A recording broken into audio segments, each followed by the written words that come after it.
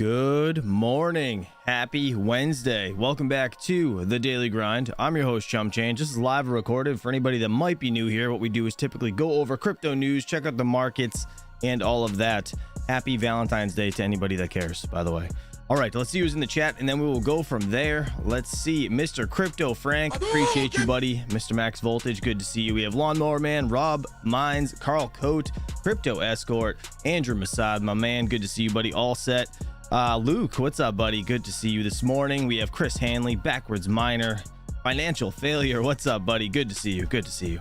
Sorry, I was running a little behind. I was trying to get the dishes done for the wife so she didn't have to like stress over it this morning before work. Let's see. Frozen Crypto, what's up, buddy? Diesel, good to see you. Mining Meister, man, Bitcoin is at 51,000. Let's get into this. Anybody that I may have missed, I apologize, but if you want to be announced, just say hello and we will try to pick you out of the crowd. Mental Mining, what's up, buddy? 51,660 bucks. Look at that. Perfect. Bitcoin is killing it. Ethereum at 27.45. Solana at $115. XRP's at 53 cents. Let's see. Teo is up to 611 bucks. ETC is just under 27. Excuse me. Oh boy. I feel like I'm gonna lose my voice. What is happening? Kaspa is just under 14 cents. All right, let's see what else. Dogecoin is over 8 cents. Not too bad. Could be worse. Honestly, this is a sick jump for Bitcoin. I'm excited about it. Let's see what we got over here on the day. Biggest earners of the day look to be Say, or is that how you say that? Say, I think, right? It's at 85 cents, looking like it's up 15.2%. We have Pyth over here up 12.8%. This is the Pyth network, up to 66 cents. We have DYM, which is Dimension, at $8.16. We have STX over here, Stacks at $2.37. Teo, as we just saw, Bit&Soar is up to 609 bucks. We have Blur up to 74, almost 75 cents, 74 and a half. Not too bad. Rank 76. Nice. Look at this VeChain. We have it up 10.1% today at 3 cents. Let's see, a few reds, but it was a field of green yesterday. Some pullback expected. Absolutely, Rob Mines, 100%. Financial Failure in the chat, my man. Appreciate you. We'll give you one of those for that. All right, let's see what's the biggest earner on the week as of today. Looks, dude, everything is like killing it. Look at this. Beam's the biggest earner for sure. It's up 2 cents, almost 3. But man, crazy. All right. Fear and Greed Index, sorry, Flashbang, we have 74 over here. This is good in my opinion, right? So Fear and Greed Index, you guys know I don't really pay attention to it until it's over 75 or below 25. But again, when people are greedy, it's time to be fearful. When people are fearful, it's time to be greedy, right? Warren Buffett always says that. So looking at this chart, this is we actually looked it up yesterday. This chart actually goes off of a whole bunch of different things, like social media, goes off the price, it goes off like a whole bunch of different stuff in the market as a whole, and then gives you like a number of where everything's at and how like popular things are. So seeing it go down from yesterday and we're pumping up to 51.6 over here on Bitcoin, that's actually really good. That's a good thing. So good sign that we're not close to being done as of yet, at least in my opinion. All right, top 10 coins over here by CoinMarketCap on CoinGecko. We have Bitcoin, Ethereum, Tether, BNB, Solana, XRP, USDC, Lido Staked, Ether, Cardano, and Avalanche. Dogecoin still in 11th and Chainlink's in 12th. Those two have been fighting for. Actually, you know what? Dogecoin was in 12th yesterday, wasn't it? They've been flipping each other back and forth. Mr. Crypto Frank, my man, appreciate you for the 999 super chat. He said, I did some math last night on how many BTC are in exchanges, and if ETFs continue purchasing, we could empty exchanges in less than a year. What? What is this? CoinGlass is a great place to see. Let me see. What is this? What is this site? Oh, they have a dark mode. Thank God. They're doing terrible. So what is this? Oh, this is the exchanges? I'm gonna have to bookmark this. This is cool. I've never seen this site before. Coinglass.com. Has anybody else seen this? That's kind of neat. Oh wow, Crypto Frank, shout out to you, man. I'm gonna bookmark this right now because I've never seen that site, but that's neat to see how much is in. So like, what is, hold on, is this, how does this go? Is just value, just as that can't be as a whole. Is this just, oh, it's just Bitcoin. Ah, got it. Oh, that's neat. I like this site. Crypto Frank, I'm gonna dig into this a little more today. This is kind of nice. That's cool as shit, dude. Shout out to you. Thank you very much for the super chat. I appreciate it. And geez, this is crazy. I like the site. All right, I'm gonna have to look at this a little bit later. Holy hell. All right, let's scroll down a little bit. Continue here. We have Litecoin in 21st place. Max, sorry buddy, I'm just kidding. I think it's severely undervalued. It definitely needs to rise. I keep giving Max shit about his thing with DJ. It's so funny. We have the 26th place for Ethereum Classic, $26, again just under 27 bucks. It's actually been going up and down here and there, not too bad. Kaspa is climbing the ranks at 36 as of right now, looking like 13, just under 14 cents. It's actually been holding right around this area for a couple days, which is pretty cool. Pretty awesome. You know what, another coin that's been a little bit ripping up, well, not, I wouldn't say ripping, but Hivemapper was one that I was looking at this morning. That one's kind of rising with the price of Solana, I assume. 23.28 as of right now, up 33.7% today, which is pretty awesome. Let's see what other coins. Check out Lithium. I just want to see a few coins, see if how things are doing. Brian Hollywood, I hope you watch this. Lithium's only at 250. I sold it at 260 and you're giving me shit. Just saying. All right, what else? How is Dynex doing? Actually, I haven't seen Dynex in a while. Dynex is down a bit, huh? Do you guys think Dynex is a good buy? Let me know in the chat. I'm interested to know what you guys think about this. I only took out half, Carl Coat, because I got in at like 19 cents of honey. And then I took out half at like 23 just to be in the green on that, because I have no idea where this is going to go or how this market's going to play out. But it's interesting to say the least. How's Neoxa doing? Actually, you guys know I'm trying to get my master node good. I like to see Neoxa going down as I'm trying to swap higher coins into it. So that's good. That's a plus anyways. All right, let's move on to the mining segment of things. Then we're going to get into the news. We have a few videos I want to watch today, which are seem pretty neat anyways. I didn't get to watch them fully through, but all right. IB Link, BMKS Max, 11 terahash unit. Man, I am losing my voice. I was insulating yesterday and clearly that shit's still in my throat. We have so anyways, BMKS Max, like I said, 3400 watts, 11 terahash unit, making 86 bucks 85 cents a day. We have the WindMiner K9, 10.3 terahash unit, making $85.28 a day. Again, these are all Kaspa miners at the top of the charts, which is nice to see the prices going up on these slowly. We have the Ice River KS3 over here, 8 terahash unit, making $64 a day, just under 65. We have the KS3M 6 terahash unit, making 46 bucks a day. We have the X16P. Mr. Max Voltage is doing a test. If you guys are interested in watching anything to do with this on different coins, he's doing 14 coins, 14 days, I think, if I'm not mistaken, if you can find that many coins to mine with it. We have $17.87 per day, but I think he's been yielding a bit less, if I'm not mistaken. I think you got like 13-14 bucks on a different coin the other day. I forget what it was, actually. I saw it yesterday.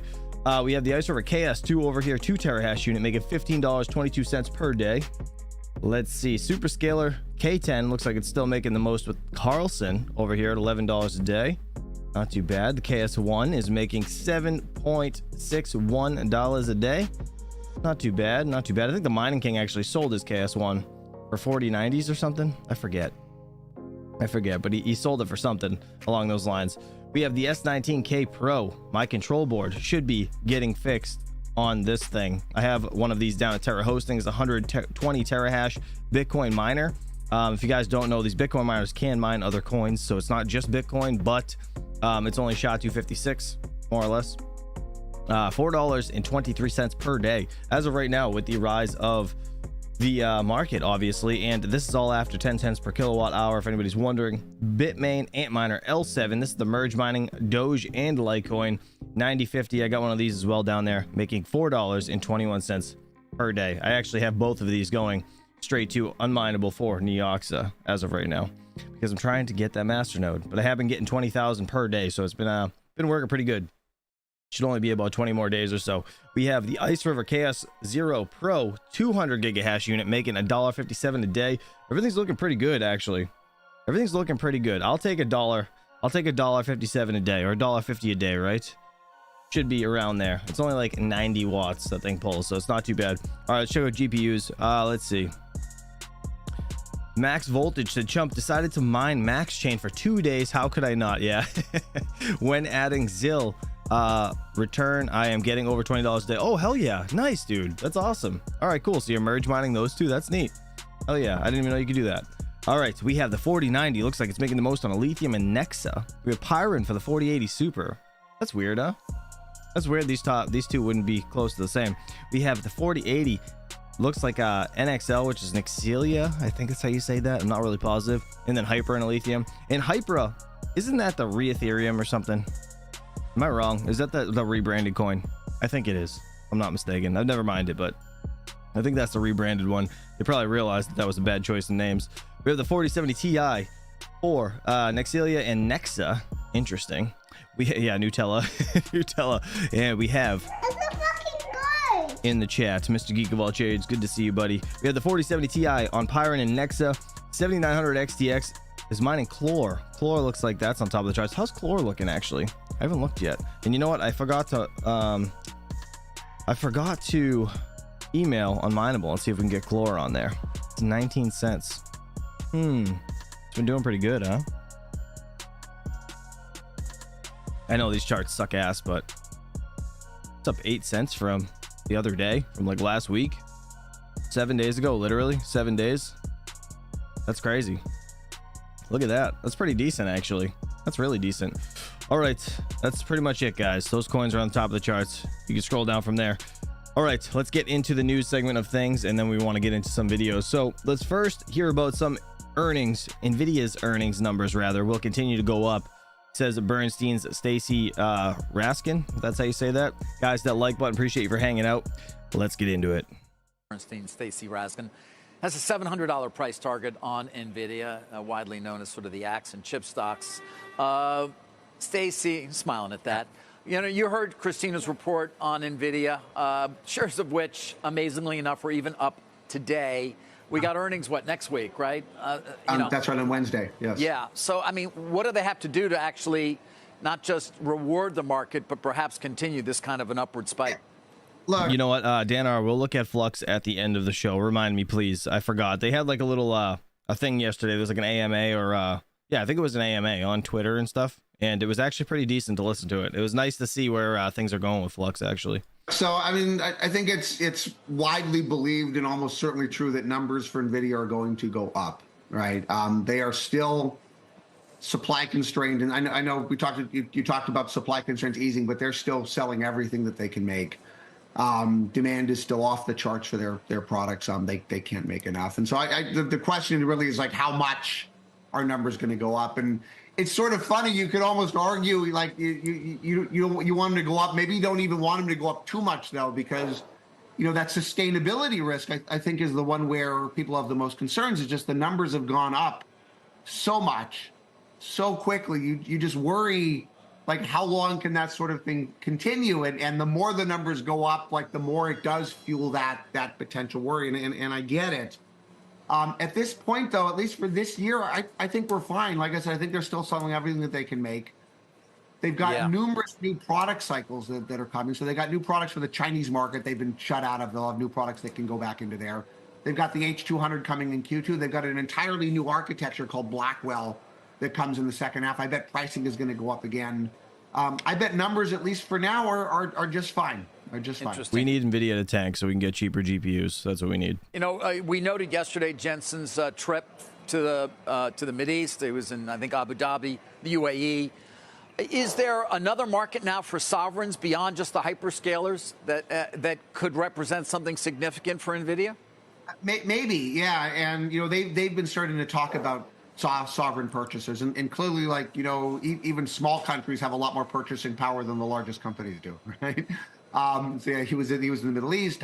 Japan has talked about this. I mean, in India, and like there are others. But yeah, I was just joking. I think NVIDIA is going to do fine. You could imagine a scenario at some point where every country has their own AI infrastructure that's put into place. So yeah, I mean, there's clearly tons of opportunity that's there that's still today nothing, right?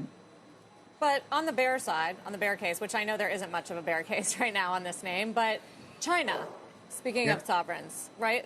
They have to deal with these export restrictions, and they're trying to go around it and sell unique chips for the China market. But I've read mixed things about whether there's going to be a strong demand for them with China building out its own advanced chips. That's a valid concern. And look, like at this point, China's out of the model, right? So whatever they sell would be upside, I guess, because they're not selling anything right now. The issue with the latest set of sanctions is that there were some very strict performance thresholds. The sanctions from a year ago, they were relatively easy to work around without significantly impairing the performance of the parts.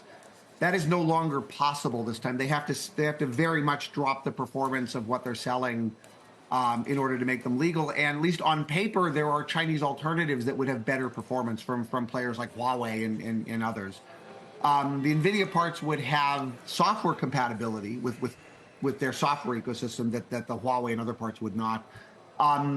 They may have like better uptake maybe with some more of the second tier developers in China who can't afford to do their own software development. But like the larger ones, the larger customers in China may or may not go with them. Like that's possible, but they're not selling anything right now.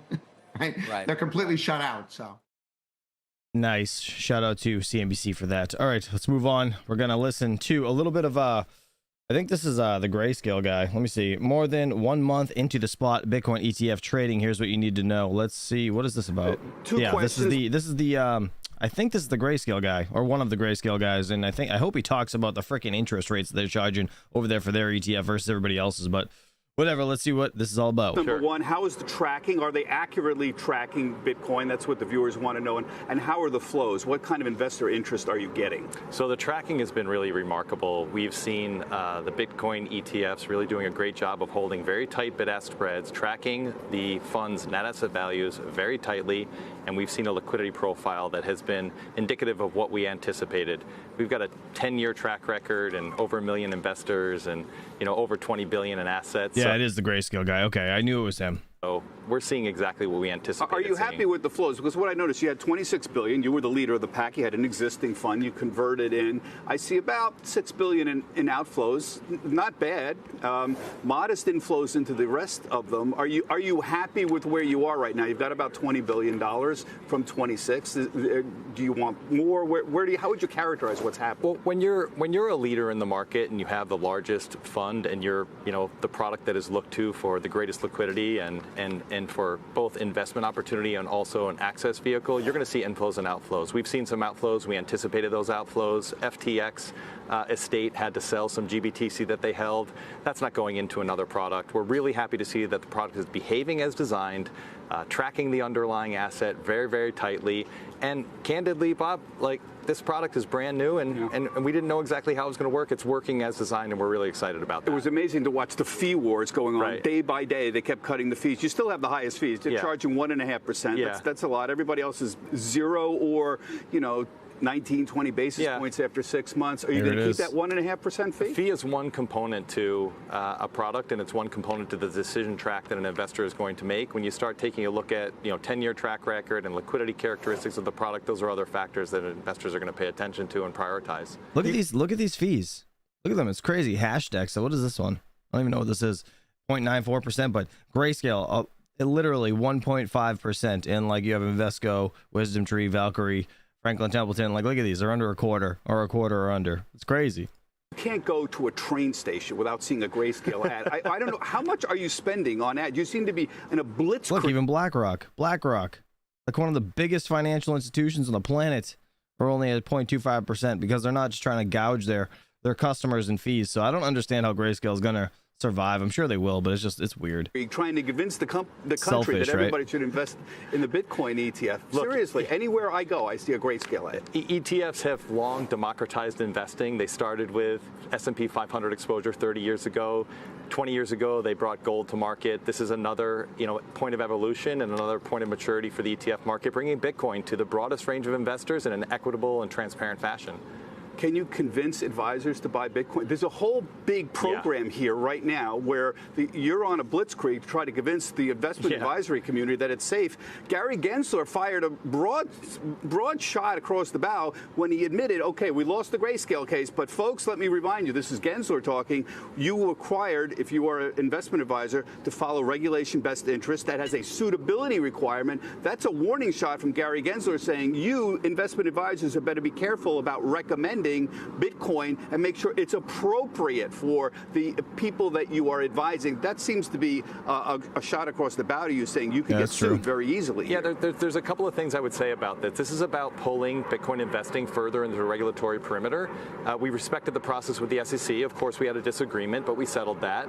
And we're going to respect the process at all of those registered investment advisors platforms and all the independent advisor platforms and the wirehouse platforms to ensure that we're going through a due diligence process. We're ensuring that they understand what our product is, GBTC. It's got a 10-year track record, and it's the largest in the world. And also that they understand who Grayscale is. And I've long said not every ETF is created equally, not every ETF issuer is created equally, and we will comply with those regulatory standards as well at these independent markets. So you're convinced that you can show people this is the path. Absolutely. I always joke about Bitcoin for grandma, and Gensler is warning people you may not be suitable for that. You think that there is a clear legal path where you can show RIAs. This is what you need to do to recommend Bitcoin to your investors. Here's what's suitable, who's not. It's a new product. It's not hard to. It's hard to figure out. Frankly. Well, I mean, independent RIAs and the wealth management platforms have their process of due diligence. We are going to comply with that, and we think that ETFs have long been building blocks for clients and have democratized investing for the broadest range of asset classes. This is a new example of that. Now these wealth management platforms actually understand what an ETF is. They actually understand how to diligence an ETF, and it's going to give them the opportunity to diligence this asset inside the ETF wrapper. So it's going to give them the opportunity to do so. Shout out to CNBC for that. Yusuf says, who's mining USDT hoping it goes to $2? Oh man. All right, let's see. Bitcoin retreats from $50,000 after hotter than expected inflation data. Well, as we know, that didn't pan out too long because Bitcoin's over 51,000 as of right now, if anybody's just joining. But this was a recap of yesterday's news. Let's see what they come up with over here on CNBC Crypto World. Guys, that like button, I hate asking, but YouTube makes me. Let's do it. Today, Bitcoin retreats to the $48,000 level a day after crossing $50,000 for the first time in more than 2 years. Franklin Templeton enters the Ethereum ETF race. And Bitwise CIO Matt Hogan joins Rick Edelman of the Digital Assets Council of Financial Professionals to discuss the popularity of Bitcoin ETFs from the Exchange ETF conference in Miami Beach. Damn, I need a studio in Miami Beach. That's crazy. That'd be fantastic. Welcome to CNBC's Crypto World. I'm Tanea McKeel. Bitcoin falling below $50,000 after breaking through that key psychological level yesterday, at one point reaching its highest level in more than 2 years. As of noon Eastern, Bitcoin traded around $48,500 after hitting more than $50,300 at one point yesterday. That's the highest level since December 2021. That move pulled most of the market lower, including Polygon's Matic token, which dropped more than 1% to 85 cents. Ether outperforming, however, rising nearly 2% today to the $2,600 mark. A hotter than expected January inflation report really driving things today. That came out early this morning, sending the benchmark 10-year U.S. Treasury yield higher and pressuring risk assets. Meanwhile, ETH price getting a lift from further developments in a potential ETH ETF, which we'll discuss later, as well as its upcoming tech upgrade and renewed interest in NFTs. We had to talk about Ethereum yesterday. If you guys missed it, go listen to it at the end of the video. Hopefully you guys get some value out of that. But guys, don't forget that, like, I know Bitcoin's jumping right now. We're going to continue that in a second. But there is right now, like, we're going through, what is it, Chinese holiday, Chinese New Year or something. I think it ends today, if I'm not mistaken. And it should be back to normal tomorrow. So gifting money and things along this line, like these lines, like crypto or whatever, is not out of the realm of possibilities to make the market jump, right? So just be aware. You might see a pullback tomorrow. I'm not a financial advisor and I don't trade, but that is I don't know, something I'm going to be watching pretty closely. Anyways.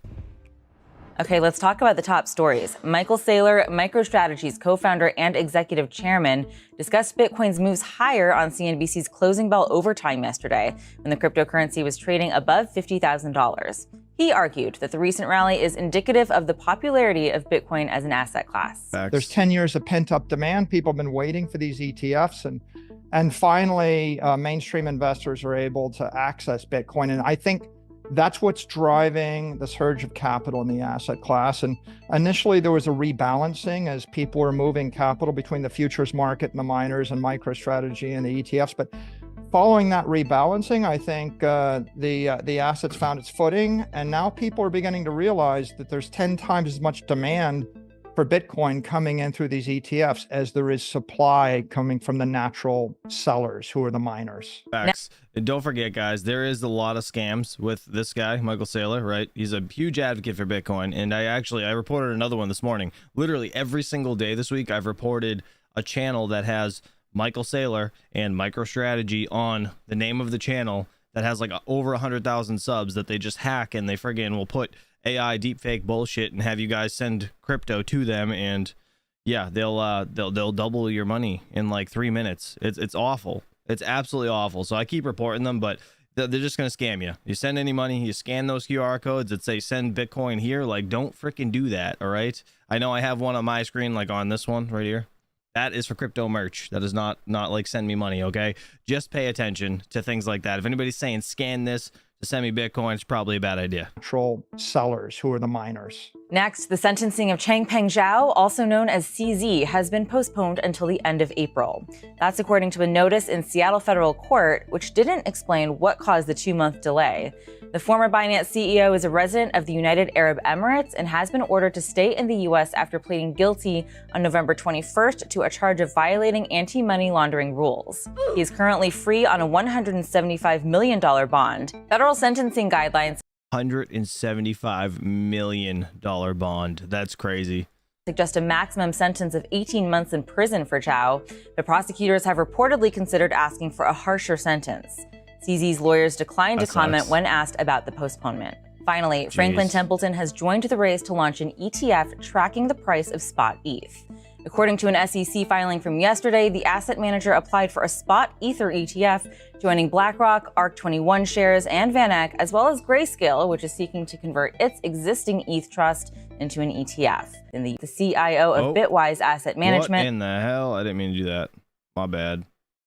The development comes about 4 weeks after Franklin Templeton and 9 other issuers launched spot Bitcoin ETFs in the U.S. All right, sticking with ETFs for our main story, CNBC's Bob Pisani is at the Exchange ETF conference in Miami Beach, and he sat down with Matt Hogan, the CIO of Bitwise Asset Management, along with Rick Edelman, founder of the Digital Assets Council of Financial Professionals. The two weighed in on how regulators and investment advisors are thinking about the new investment products. We're here at the Exchange ETF conference. What's that? 2,200 financial professionals all trying to figure out where's the ETF business going. Good news, business is growing. $8 trillion in ETFs, assets under management. $7 trillion a year ago, keeps growing. Here's the tough news. The industry's maturing a little bit, so we've got to figure out new ways to get things going in this business. One of the big ways, Bitcoin ETFs. We want to welcome all the viewers for CNBC's Crypto World. I have 2 big stars here, 2 old friends of mine who know a lot about this business. Matt Hogan, head of Bitwise Bitcoin ETF, he runs that. Of course, with Bitwise as well, and Rick Edelman, head of the Digital Asset Council of Financial Professionals. DAC-FP, as insiders say. I said that a minute ago. Guys, welcome. First off, we want to know, the viewers want to know, there's 10 Bitcoin ETFs that are out there. Are they tracking right?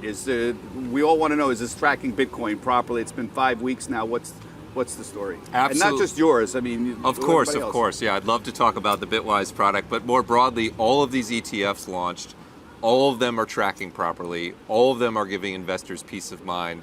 They're the simplest and most secure way most investors have to access this space. The fees are incredibly low. It's been a huge win for crypto, Bob, but it's also been a huge win for the ETF industry. These have done a great job. It's been amazing watching the price wars that happened literally over the weekend. I actually had to do stories like on my Trader Talk where, okay, here's the new pricing. And between the time I had the story out in the morning and wrote it the night before, the prices had changed. I got emails saying... Same thing about this morning, right? We're watching this the next day and it's like, it's already up like $2,000 from yesterday. Bob, we changed the price. It's not 19, it's 16 now, basis points. So there actually was Bitwise is the second lowest with only a 1 basis point. I was going off the price of Bitcoin, but difference, which is immaterial, and you're waiving the fees for months, right. and donating 10% of the profits that they generate to charity. So cost is not an issue here. What are you charging right now? We're charging just 20 basis points. So that's, to put that in perspective, that's half the fee of the largest gold ETF. It's an extraordinarily low fee, and it's waived for the first 6 months up to $1 billion. This is BITB. BITB is our fund. Yeah, it's one of the more liquid funds on the market, one of the largest since launch.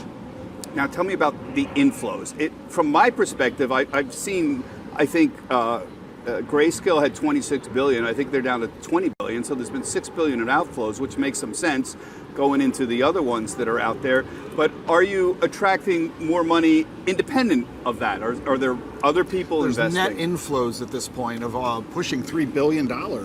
So the Grayscale outflows have been more than offset from new money, fresh money coming in from individual investors, investment advisors, and institutional investors. Yeah, and I just build on that. I actually think it's bigger than that $3 billion, because some of the money that came out of the Grayscale product was the FTX bankruptcy. It was hedge funds that were playing a premium arb.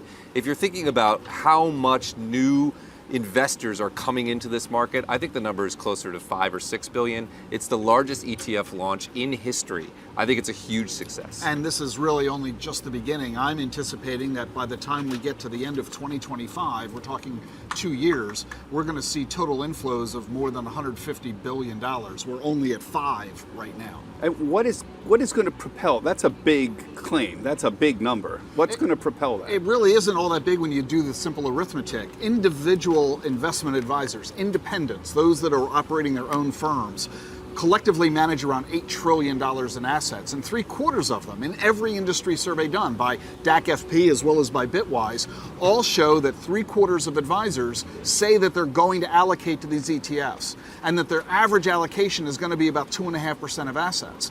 Do the arithmetic. $8 trillion times 77% times 2.5% is $150 billion worth of flows, and that's just independent advisors. That's it excludes crazy. the wirehouses, it excludes the regional broker-dealers, it excludes the institutional investors. Well, but what's driving they're out there like, fuck this hurricane that's coming. We're going to keep talking about Bitcoin. You know shit's going to the moon. people into it? I mean, look, we know people watch Bitcoin primarily because the volatility, and a lot of it's just hope to make some money very, very fast here. You have a very aggressive price on Bitcoin. I think you have 150,000 right within 2 years on Bitcoin. Right. We're at 50 now. We just crossed 50 today, so that's a pretty aggressive number. It's not nearly That's as what's aggressive going to drive as it. I mean, if it's $50,000 2 years from now, those inflows are not going to be nearly well, as strong. just do the math, Bob. Because Bitcoin's quantity is fixed, the supply is fixed, all of those tens of billions of dollars of inflows, it's a supply-demand issue. Classic. So clearly, as the increased demand occurs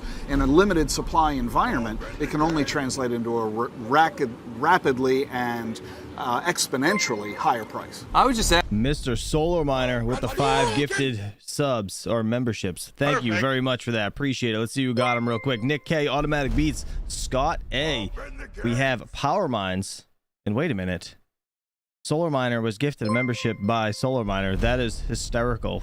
You gifted yourself a membership. That is funny as hell. I've never seen that happen before. Hey, shout out to you. Thank you so much for keeping the stream alive. Appreciate it. that the people who are buying Bitcoin now in an ETF, the financial advisors that Rick is talking about, they're making allocations for the long term. Financial advisors, as you know, are not short-term traders. They're not speculating on where Bitcoin will be next week. They're making an allocation that they plan to hold for a year, 3 years, 5 years, 10 years, that they plan to rebalance like they would stocks and bonds. These are long-term. Who is buying Bitcoin ETFs right now? I mean, you seem to be assuming it's We're RIAs. seeing a lot. I mean, I can talk at Bitwise. We're seeing a lot of flows from RIAs. We're seeing flows from family offices. And of course, we're seeing some flows from people rotating out of high fee products into our products. But I think the natural market, the big unlock for Bitcoin ETFs is the financial advisor market. First, RIAs who are independent, and then wirehouses who work for big firms. They need to approve these ETFs, but even that process is going faster than I anticipated. We thought it would be a year before the wirehouses Are got there any involved. wirehouses? Schwab is Schwab allows it. Schwab is allowed it. wirehouse. Wells Fargo on a limited basis.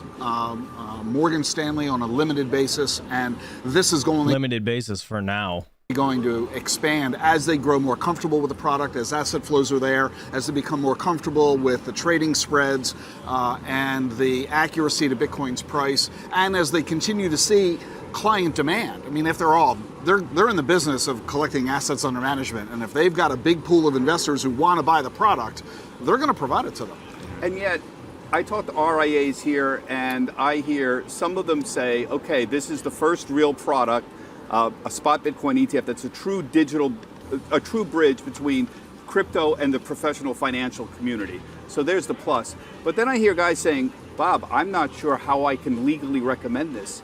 You know, Gary Gensler took a shot across the bow of the whole industry when he conceded he lost the Grayscale case, but said, may I remind everyone, as a financial advisor, you have regulation BI, Reg Best Interest, which has suitability requirements. Those are legal terms, basically saying, you guys buy Bitcoin for grandma, potentially the investment community, you could get sued by the legal community. How do you protect yourself? There's no standard here. We're in a new business. And FINRA has also come out with a similar statement cautioning advisors and their firms to behave properly. And that's what Reg BI is all about. You shouldn't be afraid as an advisor from recommending to a client something that is in their best interest. And the SEC and FINRA are both making it clear.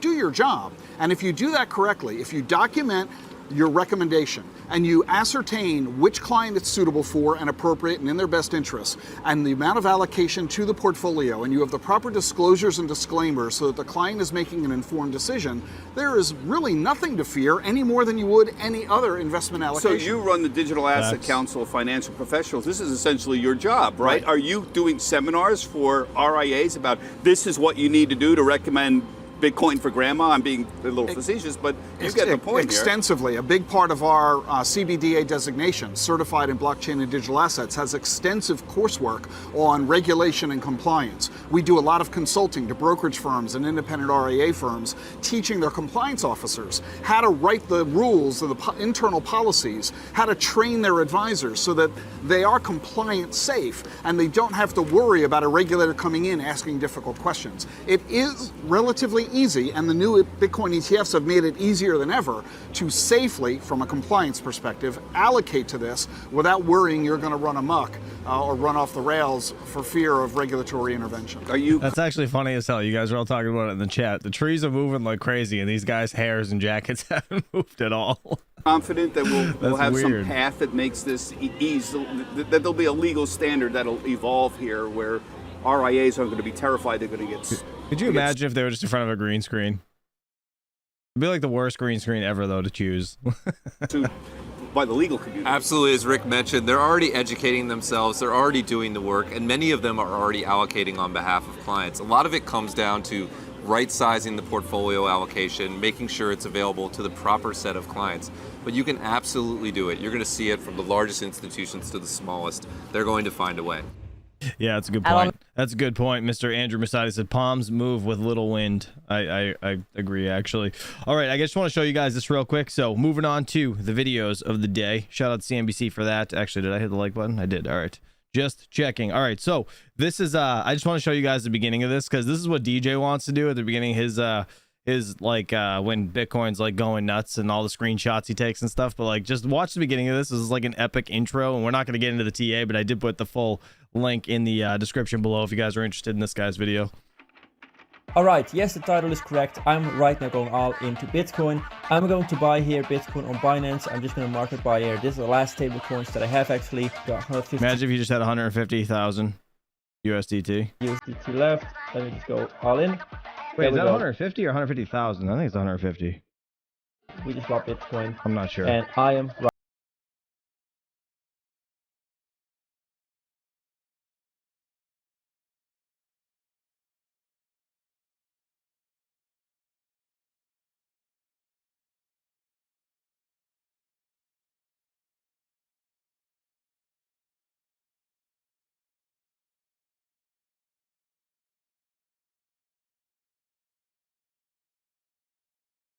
Bitcoin is going to zero.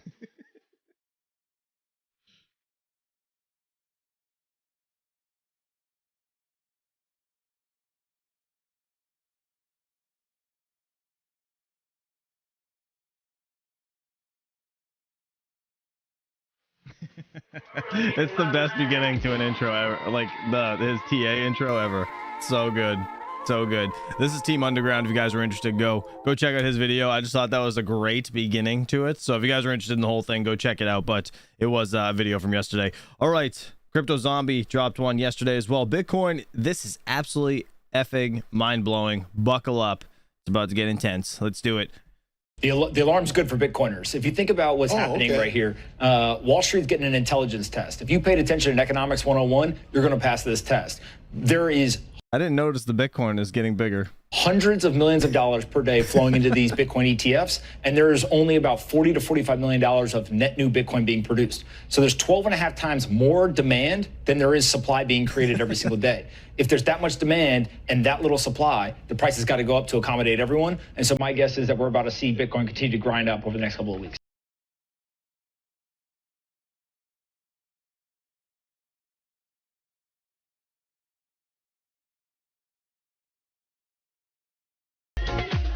So funny.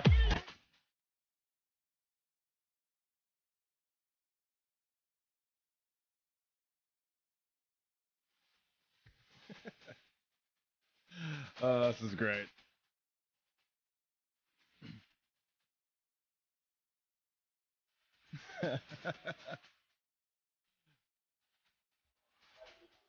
What's going on, guys? So KW here with funny. another episode of Crypto Zombie. Welcome back to the that's channel. great. Hope you're having a great day today. Now, He has the best beginnings to his videos as well, usually.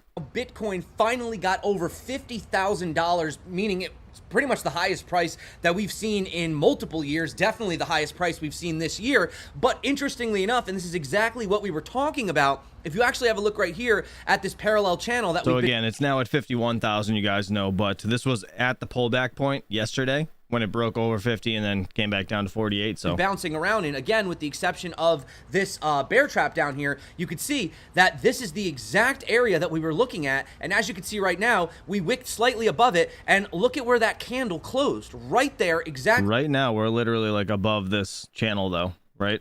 on that line, and we're starting to pull back down again. So obviously, when I say Bitcoin warning, I'm not saying warning in a terrible way, but what I am saying is that we are at a very critical level, and I want to go over some technical analysis that we've been looking at, but also on top of that, outside of that, we have some absolutely mind-blowing data that you cannot ignore, that there may actually be a lot of people out there that are not well aware of this. Now, before we hop into that, just to show you again super quick, cocaine is one hell of a drug. That's all I'm gonna say. Quick, you know, we obviously had this falling wedge pattern. Now, this is something, if you've been following this channel, any subscriber should not be surprised that we had this breakout of the falling wedge. And right here, when we had the retest, that is when we knew that the bottom was essentially in. That is a bump and run pattern, right? So what we've been doing right now is we've been putting in this sort of parabolic trend. Now, obviously, at some point, Bitcoin is not going to keep this parabolic trend. I mean, this is ridiculous. This would put us basically at $69,000 by April. Although, is that possible? Could it be? Again, that's the whole theme. Could this time be different? But so I know he lives in Florida, but I've been watching him for like 4 years, and I know he's always hyped up like this every single video. So I appreciate his enthusiasm, but yeah, he is super hyper. As you guys can see right here, and just to show you how we got this number, basically what you do is you take the largest point right here between the top and the bottom of the falling wedge, and we bring it over to where we had that bump and run breakout. And as you guys can see right here, that brought us exactly to the point 618 Fibonacci, which is exactly where not only we had the rejection from the ETF news, but it's also the level that we're currently just sitting at right now. So this is definitely not the time to be falling asleep. This is the time to be paying attention to Bitcoin and cryptocurrency. So in today's video, I want to, by the way, this is going to be a very quick video because I have a lot of stuff I got to do today. I'm actually kind of rushing to get this out. So if you guys do like these shorter, quick updates, obviously, you know, dropping a comment, a like does help to spread this video so that other people can see it. So let's dive in super quick. Let's get right to the point. And before we do, though, did you guys see this from... did anybody else see this? This is crazy. Joe Biden's official presidential account, just like we drew it up. This came out 2 days ago. He's got the laser eyes.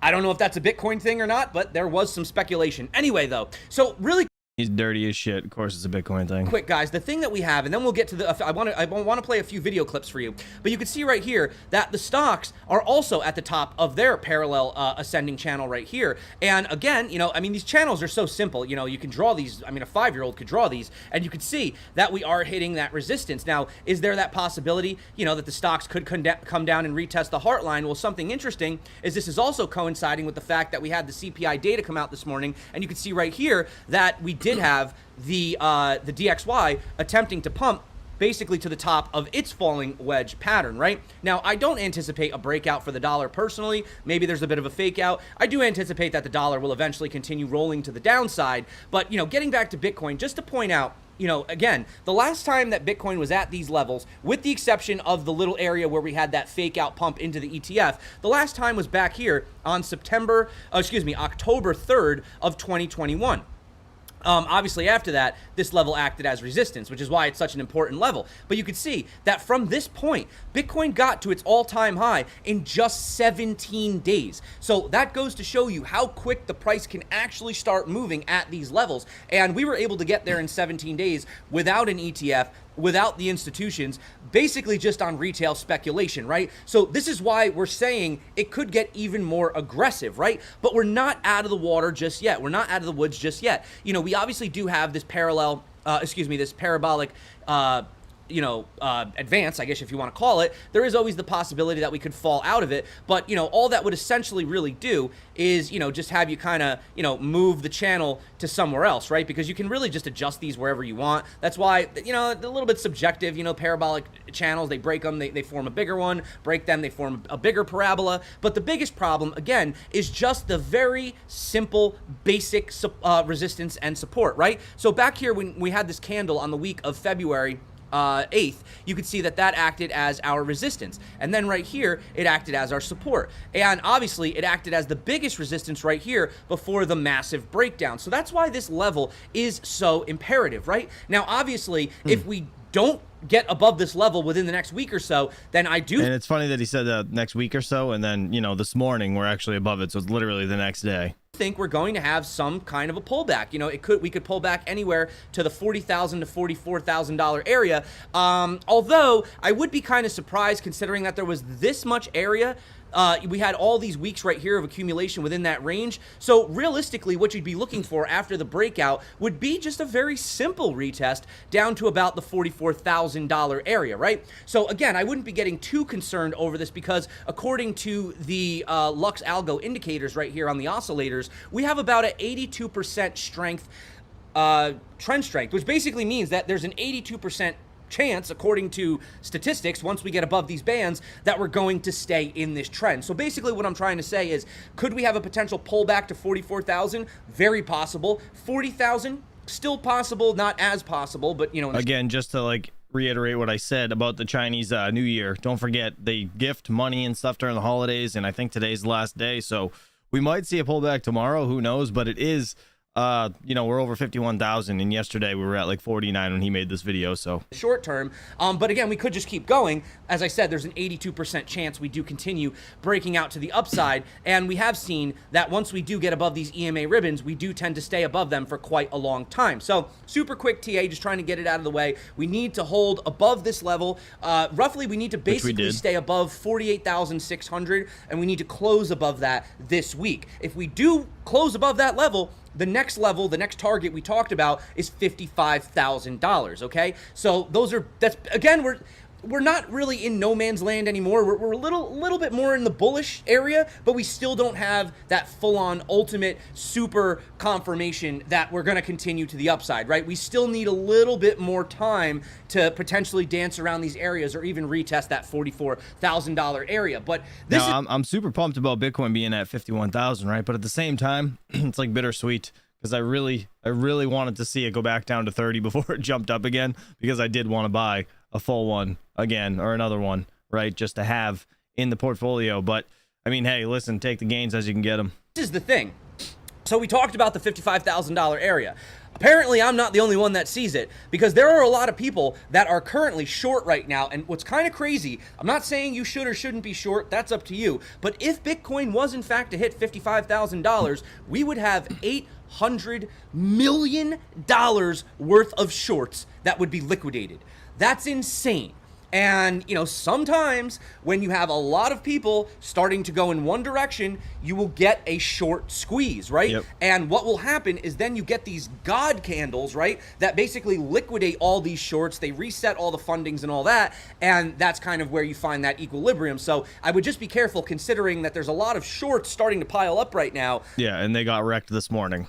They may be right in the short term, but again, that's a lot of potential liquidations in the event that we do go up to those levels. So what I wanted to talk about today, again, super quick video, is if you have a look at the 25 biggest ETFs based on their assets per 1 month data, out of 5,535 ETFs that have come out in the last 30 years, the spot Bitcoin ETFs from BlackRock and Fidelity are on top, and man, are they on top by a lot. So this isn't just a one-off. This is a historical moment. This is not very common for ETFs. This is clearly showing demand for a new asset class. And, you know, Anthony Pompliano was over on CNBC, and basically what he was discussing is if you just do the simple math, the simple, you know, economics 101, you're going to see that right now, based on these inflows that we're seeing, there's about a 12.5% more demand right now than there actually is supply. I mean, look, the verdict's in, right? Wall Street doesn't just like Bitcoin, they love Bitcoin. If you think of these assets, there's been over 5,500 ETF launches in history. Never have we had a fund get to $3 billion in AUM in the first 30 days. BlackRock and Fidelity both just did it. So two for the first time in history. And then if you look at Bitwise and 21 Shares, ARK, they're both gonna hit $1 billion this year, or this week. And so now you have 4 funds that are gonna hit $1 billion of inflows. But the most interesting part of this is the inflows. I mean, these funds are doing $500 million a day of net inflows, but there's only 900 Bitcoin that is actually coming into the daily incoming supply. And so when you look at that, that's like $40 to $45 million. There's 12.5x more demand for Bitcoin than what's being produced on a daily basis. So how much of this do you think is being generated by the ETFs themselves? Well, I mean, you just measure the actual net inflows, right? And so you can just see there is way more buying pressure. So you're saying $3 billion for BlackRock. There's $4 billion now for BlackRock, 3.5 for Fidelity, and then you've got Bitwise and 21 Shares will both hit about $1 billion this upcoming week. Total valuation though of Bitcoin, if $1 trillion. The market cap is $1 trillion. So isn't this a de minimis issue or no? Now here's where it gets really interesting. Most of these things aren't trading. 80% of all Bitcoin in circulation has not moved in the last 6 months. You have only about $200 billion is actually tradable. And so that means that these ETFs sucked up 5% of the entire tradable supply of Bitcoin in 30 days. That's insane. I mean, Bitcoin is become Wall Street's favorite asset.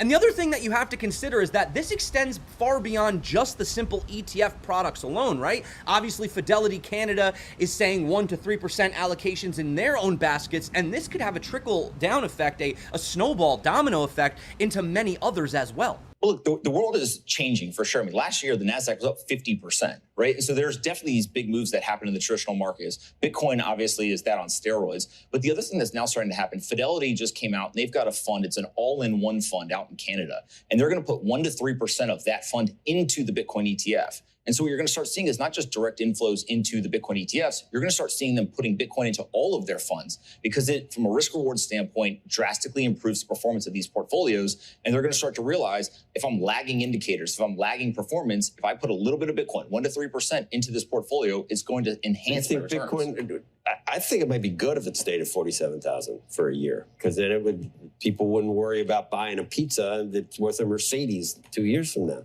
The joke in the Bitcoin community is the real Bitcoiners want the price to stay low so they can accumulate more of it, right? But obviously, when you have this much demand, the price got to go up. A year from now, it's where? It's much higher. I think that if this continues, if we have 12.5 times more demand than we do incoming daily supply, and remember the halving is coming, so we're going to go from 900 Bitcoin to 450 Bitcoin a day.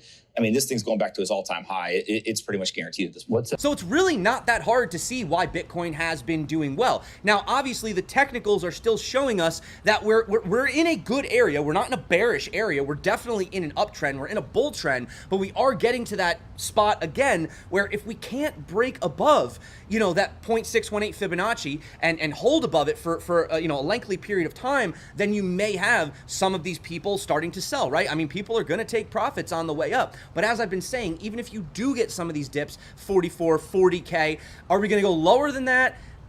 Again, the probabilities were a bit higher maybe a couple weeks ago. Right now, I would kind of keep it simple. Just let's focus on at least the $40,000 to $44,000 range if we even get down there, right? But again, why are we seeing these inflows right now? Well, Michael Saylor really just explained it quite simply. Well, I think a lot of this is just indicative of the popularity of Bitcoin as an asset class. It's now the world's most popular investment asset.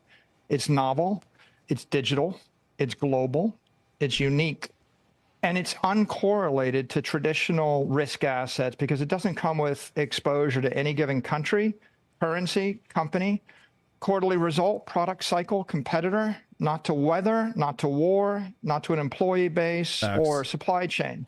And so that makes it a natural addition to the portfolio of a responsible investor. There's 10 years. I mean, he makes a good point, 100%. There's a pent-up demand. People have been waiting for these ETFs, and finally, mainstream investors are able to access Bitcoin. And I think that's what's driving the surge of capital in the asset class. And initially, there was a rebalancing as people were moving capital between the futures market and the miners and MicroStrategy and the ETFs. But following that rebalancing, I think the assets found its footing. And now people are beginning to realize that there's 10 times as much demand for Bitcoin coming in through these ETFs as there is supply coming from the natural sellers who are the miners. So that's it for me today, guys. Super quick update. I just wanted to... Shout out to Crypto Zombie for that. So this is the Genesis block that you were just asking about.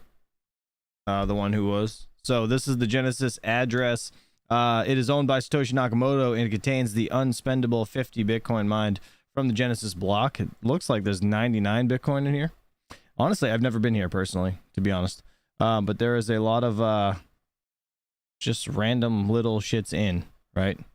People probably donating to the cause or something. I don't know what's actually happening here. But anyways, it's yeah, who knows? This is it. It doesn't look like it's moved. I mean, there's still 99 Bitcoin in there, so yeah, there's that. All right, let's move on. So I haven't watched this video yet. I like this guy's videos. They're entertaining to say the least, but I don't know how informative it's going to be. We're going to find out in a second. But cryptos that will soon change the world and make you rich. I don't know how true that is, but we'll see. Let's see what he talks about in this video, guys. Hit that like button. Appreciate you for hanging out. Link is in the description to this guy's channel if you're interested. There are a few crypto tokens that'll soon change the world. What are they? What's their technology? How big can they get? And how much money can you make off of them? Let's begin. You've probably heard people talking about AI. It's everywhere. And you'd probably agree that whoever truly figures out AI will make like $1 trillion. And unfortunately, that'll likely be some big tech company. And if that happens, it'll be like Zuckerberg can now afford 10 more doomsday bunkers. Big deal. But what if it doesn't have to be that way? What if the whole thing can be decentralized, open source, and peer-to-peer, meaning not only you would be able to get access to the world's most powerful AI systems, but you could also start tweaking and working on them yourself to earn money if you want to. This is in the works. It's a crypto project that introduces something called proof of intelligence. Kind of like proof of work or proof of stake, proof of intelligence pays out rewards to people who figure out the smartest AI models. The smarter the output, the more likely the node will be selected to add a new block to the chain, which means if that's you, you make money. Pretty cool. Now, I like this because it's collaborative. You don't need Again, I haven't seen this video and I don't know if any of this is a shill, so fair warning. Build some massive AI system from scratch. Simply tweak an existing system and you'll be rewarded for it, among many other ways to be rewarded. It's kind of an amazing idea, but we can't get too ahead of ourselves here. The use cases are obviously theoretical at this stage. It's not yet fully built. I'll talk about other projects today that are further in development and usable right now, but this is one of those projects that I just keep thinking about. It just makes sense. Like, if AI is essentially a digital god, I would rather the whole world own it, like you and I and everyone else, instead of, again, Zuckerberg. This project is called BitTensor and the coin is called Tau. As it stands, BitTensor will need more adoption. It's been actually doing very well, right? Let me see. Where is it? On the day. Right here. It's up 14% today, $602. Interesting. Option to prove this concept and more time to develop the thing, but the idea itself is super interesting and not overly far-fetched. It's possible. A bunch of computers, getting paid to help make machine learning more effective. Sounds great. My only concern with this one is AI is already hot. So some of the hype will already be priced into the token, and there's going to be a long road to make this thing what they dream it to be. It's one of those technologies that I just want to see win. Now, speaking of win, before we get to the next crypto, let's do a quick portfolio update. Last week, we had some crazy trading days over on the Finova Patreon, including this one-day gain where we spotted some interesting price action go the next months. My recommendation is to join quickly. We only opened 50. Crypto is a little something called smart contracts. You probably heard me talk change the world. One of my favorite use cases for crypto is a little something called smart contracts. You probably heard me talk about it before, but smart contracts need something to function properly. Data they can trust. Think of a smart contract like a vending machine. There's a super easy way to picture it. Maybe the agreement between you and a vending machine is if $2 is inserted, release 1 Diet Coke. Simple enough. What if the machine can't trust if the $2 is real? Well, then the whole agreement just falls apart. That's why trustable data within these agreements is so fundamental. And that's what this next project does. It connects real world data, like this $2 is real, to the blockchain in a safe, secure way. That way the contracts can function as they're supposed to. It's already supported by huge leading node operators like Vodafone, T-Mobile. It's used by the NBA. It's used by Swift to transfer assets across blockchains. It's used to power NFT collections, facilitate real-world binary option markets. It already does a whole lot of stuff. The use cases, though, especially as crypto gets bigger, they're essentially endless. It helps anything that wants to marry blockchain smart contracts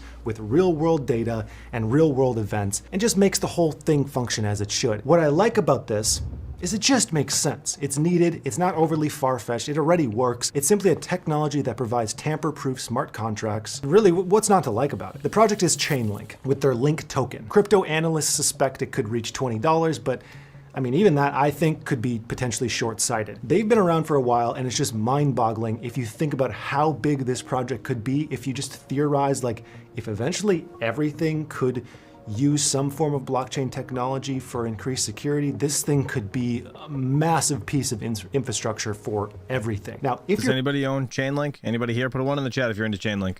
Perceptive though, you might have noticed something contradictory here. I'm on here talking about how great Chainlink is right now, but if you look at that last portfolio update where we made 39% profit, that was shorting Chainlink. Whoa, stop. What's up with that? Well, it's actually pretty simple. I think this project is going to do extremely well in the long term. But if there's technical signs showing the price will drop sharply in any short period on any project, it'd be dumb not to make a quick profit off of it. It's that simple. Next project. Yeah, I haven't invested into it, but it looks like a few of you guys have in the chat. Interesting. It's totally underrated. It's a cryptocurrency built around optimizing privacy and censorship-resistant transactions. Unlike Bitcoin and Ethereum, which have transparent blockchains that anyone can see and in theory can be tracked, this project's users and transactions are hidden by default. Sender, receiver, amount, it's all hidden. Super important. Now, obviously, it's controversial. There are pros and cons to this all over the place. A major pro is that its technology— It's making me nervous. What is it? It was built to satisfy a popular demand that's just getting more popular: privacy and anonymity. The con, it's that anonymous financial transactions are pretty attractive to criminals who want to launder cash. But then again, so is normal paper money. Like, not much has changed there. The use cases are incredibly broad though, from citizens wanting to funnel money in and out of authoritarian countries, China, to hiding birthday surprises from your girlfriend if she's watching the blockchain ledger, I don't know. Or just simply enjoying more privacy. That's the most likely one. VPNs, they're already popular. This is like a VPN for your money. That's an easy way to think of it. Sounds so like does the idea yeah. make sense? Yeah, it's a simple idea that services a fundamental human desire, but does that mean that they're actually going to be successful? Well, the project is called Monero. It is with Monero. their XMR token. They already have significant demand. So far, they've seen I'm more shocked that somebody's talking about Monero, to be honest. Big price spikes in their history, and they don't seem to be going anywhere. This project's been around. This is particularly interesting right now if you— But Monero did get delisted from Binance. Just kind of paying attention, and you're noticing the world shifting a little bit more to the right and a little bit more towards individual freedoms. I could see a token that has to deal with individual freedoms and privacy is doing pretty good. You never know. Now, you likely haven't heard of this next project. It utilizes something called overledger technology. Picture the current world of crypto and blockchain tech as a bunch of independent train lines all over the world, getting people from one place to the next. But then you also have private transport like cars. And if you wanted to use some mix of public trains and private cars, it's a bit of a mess. It's inefficient to use both. Overledger tech is aiming to make it easy for public blockchains and various private networks to communicate well with each other, both within the realm of public blockchain to other public blockchain and private to private and public to private all over the place, like this big spidery web connecting everything together. Maybe they should call it, I don't know, like the World Wide Web or something like that. I just thought of that idea. They could feel free to use it. Where this becomes interesting is when you consider the wider crypto industry though. The more that it grows and the more that it increases in complexity, the more useful this web becomes. Think of it like how search engines helped make web pages back in the day easier to find, until eventually the most effective search engine, Google, took over and basically took all the market share. In theory, this tool could help unify the blockchain for users and see this similar effectiveness. And this is just one of those technologies that it will happen eventually. Or should I say, it has to happen eventually for crypto to be truly mainstream. It has to be extremely easy for the average person to use crypto tech for it to be worth the hassle. Just like how you can browse the internet right now without needing to know a single thing about internet protocols. We need that for the blockchain. What is the coin? We need people to be able to use apps that are utilizing blockchain tech without knowing it has anything to do with blockchain tech. That's what we need for mainstream adoption. That's what this project Quant with their token QNT is trying to do. If they Anybody into this? I've heard of it. I'm not into it though. Pull off their ambitious goals of pulling the world of crypto together, it's going to be hard for investors not to get rich. Now, the biggest risk factor is if another project can do it better or faster than them. This next project is very exciting. It's both a crypto and a blockchain scaling platform. It sounds kind of boring, but just hear me out on this one. It works by connecting and growing Ethereum-compatible blockchain networks. In essence, it wants to make Ethereum more efficient,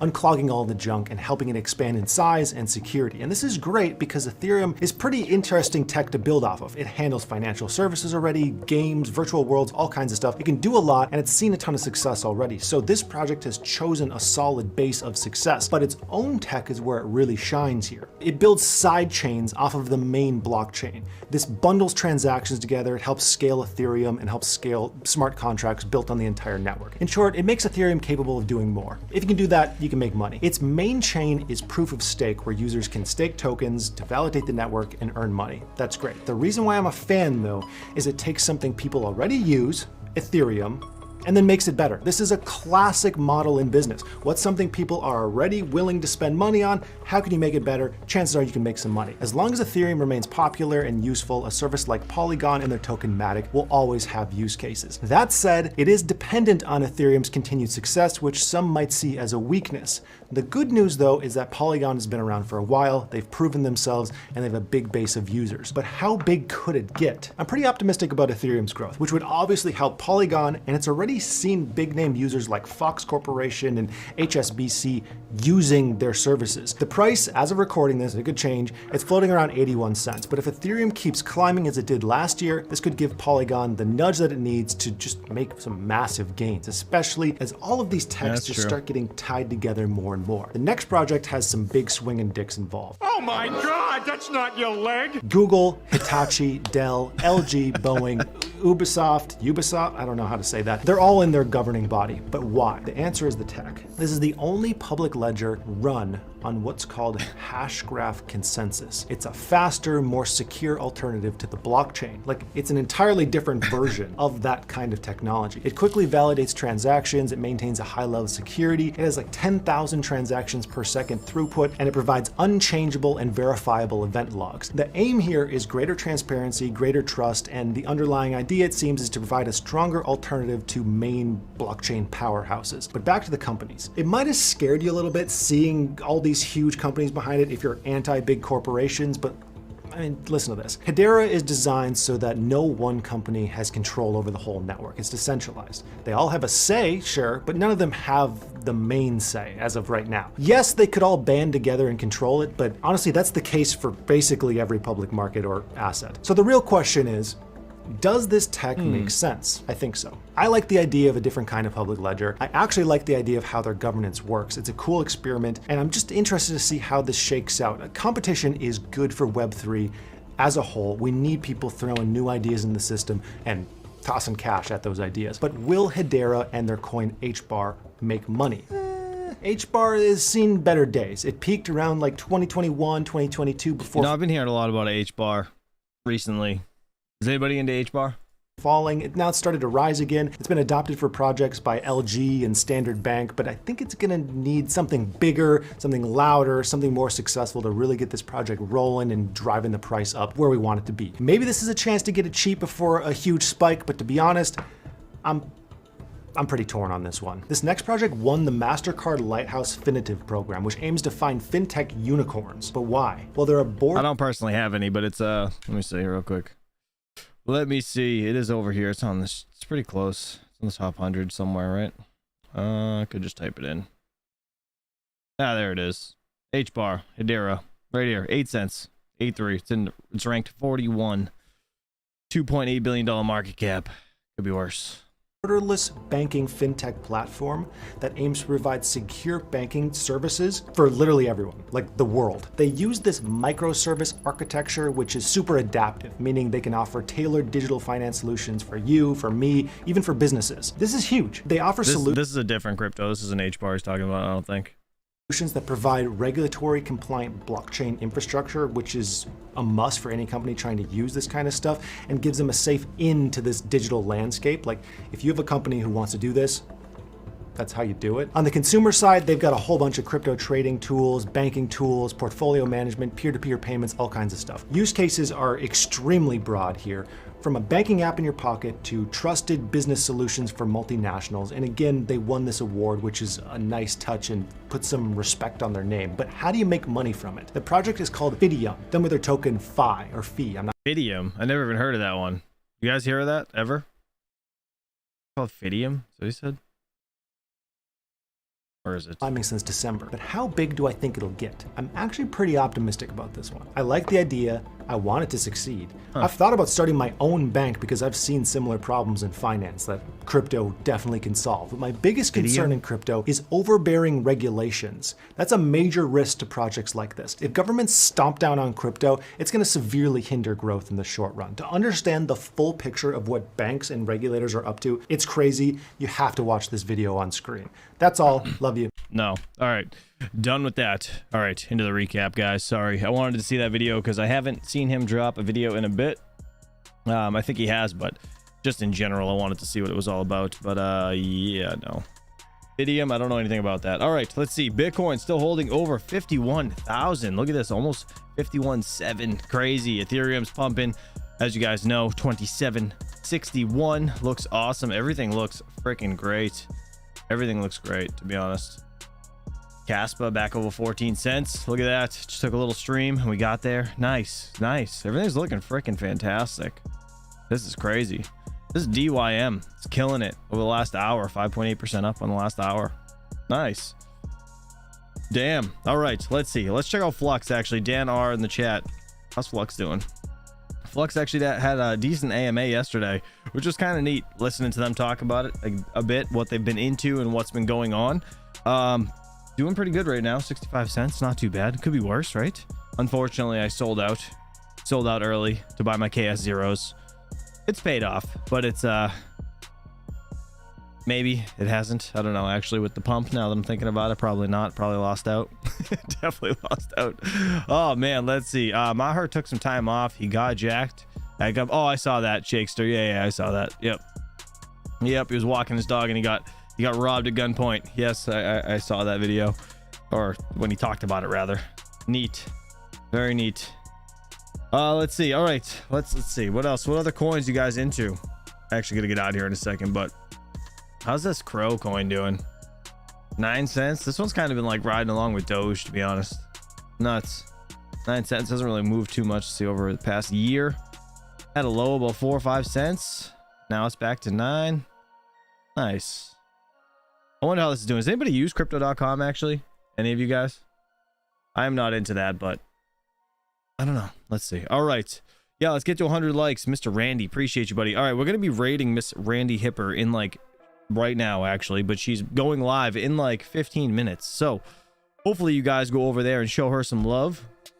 We are streaming on Valentine's Day. I'm sure she's getting dolled up for you guys, so make sure you go over there, drop some likes, say hello to her. Everybody else, happy Valentine's Day to you and yours. And yeah, I'm gonna get out of here. So guys, have a good day. I will catch you guys bright and early tomorrow morning, 8 a.m. Eastern Standard Time. And until then, I'll catch you soon. Peace out.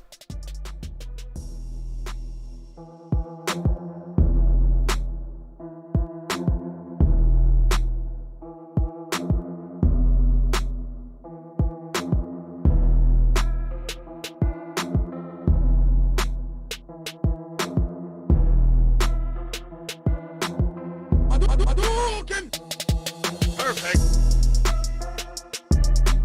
Eat shit, Gary.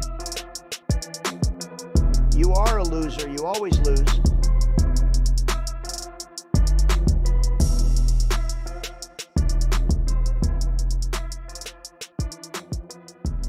You guys don't get to 100 likes. I'm going to show you my cleavage. Come on, Max. Don't do that. Okay, bye.